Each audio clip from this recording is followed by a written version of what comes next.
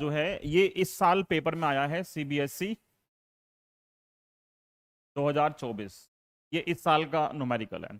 ऐसे दो क्वेश्चन मैंने आपको अभी करवाए हैं पिछले लेक्चर के अंदर। ये थर्ड क्वेश्चन है उसी नेचर का। इसमें गिवन है तीन सर्किट एलिमेंट हैं, एक एक्स है, एक वाई है और एक जेड है।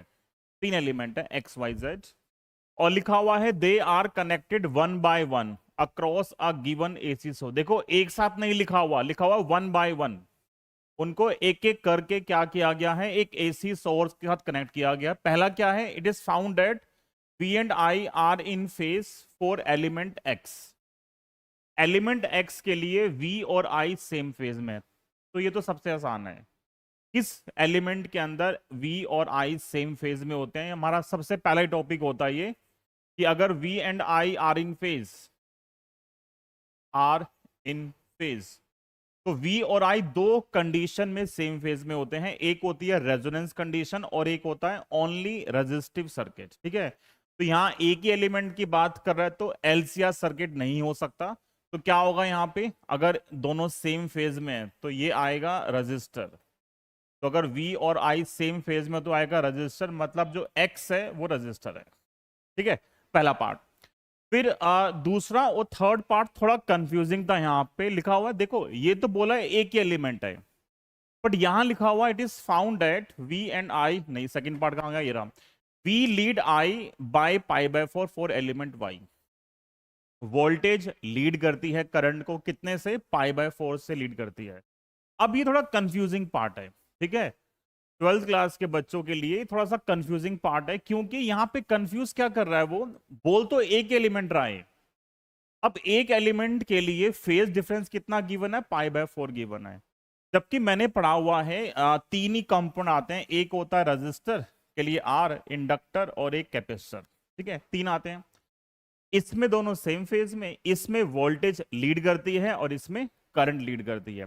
लेकिन हमने ये पढ़ा है थ्योरी के अंदर, एल के अंदर जब प्योर एल आता है तो उसमें वोल्टेज लीड करती है कितने से, 90 से। ठीक है, यहां पे 90 से वोल्टेज लीड करती है और यहां पे 90 से करंट लीड करती है, जब प्योर एल और प्योर सी आएगा।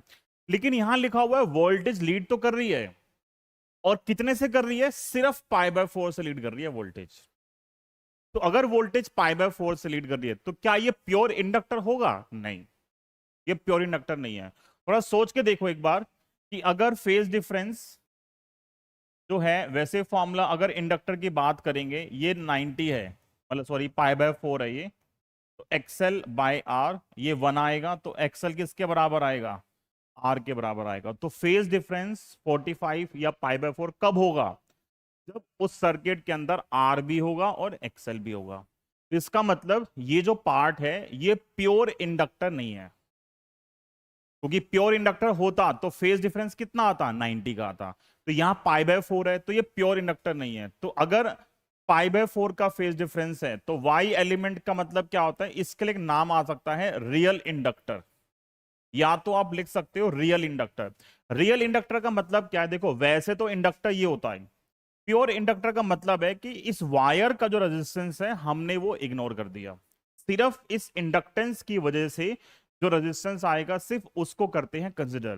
पर अगर ये वायर है तो वायर का भी कुछ ना कुछ रेजिस्टेंस होगा। तो रियल इंडक्टर के अंदर आर भी आता है और एक्सएल भी आता है। तो रियल इंडक्टर में वैसे जेड निकाला जाता है, किसके बराबर आता है वो, R square plus XL square. तो ये इंडक्टर नहीं था, ये क्या है, रियल इंडक्टर है। तो ये जो है ज्यादातर बच्चे गलत लिख के आते हैं। अगर आप सिर्फ इंडक्टर लिखोगे तो बेनिफिट डाउट मिल सकता है आपको, लेकिन जो करेक्ट आंसर होगा वो क्या होगा, रियल इंडक्टर, या फिर R in series, R in series with pure inductor, ये हम लिख सकते हैं किसके अंदर, वाई के अंदर।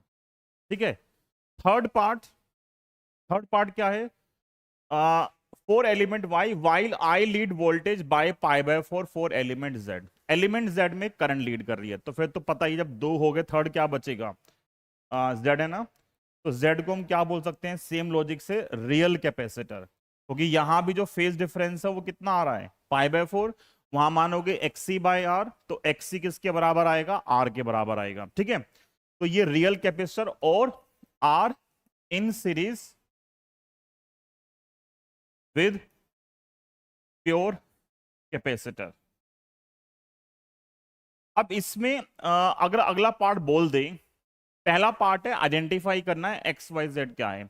इसका अगला पार्ट था कि तीनों को सीरीज में लगा दिया, किसको, एक्स वाई और जेड, तीनों को सीरीज में लगा दिया और बोला कि बताओ उसका फिर इंपिडेंस क्या होगा। जब वो वर्ड यूज करता है कि तीनों को सीरीज में लगा दिया, तो वो सिर्फ उसके लिए 12th क्लास के हिसाब से सिर्फ क्वेश्चन ये बनेगा, या इसके हिसाब से कि अगर मैंने एक्स वाई जेड तीनों को सीरीज में लगा दिया, तो मतलब रजिस्टर, इंडक्टर और कैपेसिटर तीनों सीरीज में है, तो वहां पे क्या आएगा, अगर तीनों सीरीज में आते हैं तो इंपिडेंस का फॉर्मूला जो आता है वो क्या आता है, वो आएगा R square plus XL minus XC whole square, जिसमें इंडक्टर भी मतलब रजिस्टर आ गया, इंडक्टर आ गया और कैपेसिटर आ गया। लेकिन इस पार्ट में और इन तीनों में थोड़ा सा कंफ्यूजन है।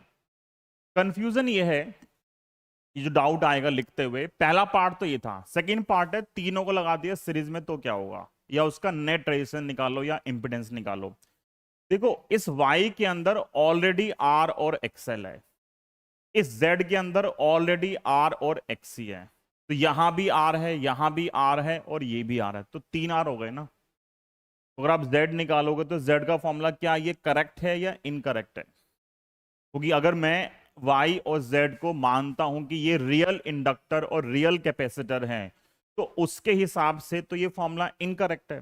ये फॉर्मूला तब लगता है जब मेरे पास रजिस्टर हो, प्योर इंडक्टर और प्योर कैपेसिटर हो। ठीक है, यहां पे बोल दे क्वेश्चन के अंदर कि मैंने एक्स वाई जेड को तीनों को लगा दिया सीरीज में, तो क्या होगा, तो यहां तो आर पहले से ही था, इसमें भी आर है, इसमें भी आर है, और उसके साथ साथ एक्सएल भी है और एक्सी भी है। ठीक है, तो रियल में क्या होना चाहिए था, तीनों का रेजिस्टेंस अलग करके, ठीक है, फिर हम ये लगा सकते हैं R square plus XL minus XC का स्क्वायर।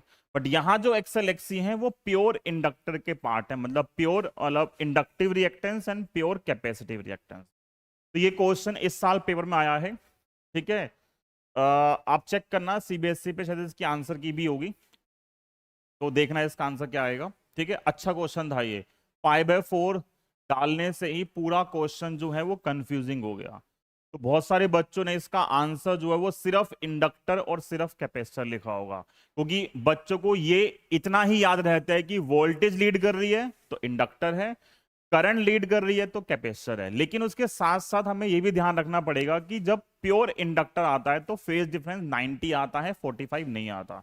तो अगर 45 आ रहा है तो मतलब उसके अंदर रजिस्टर तो होगा ही होगा, बस ये ध्यान रखना है। ठीक है, ये पहला क्वेश्चन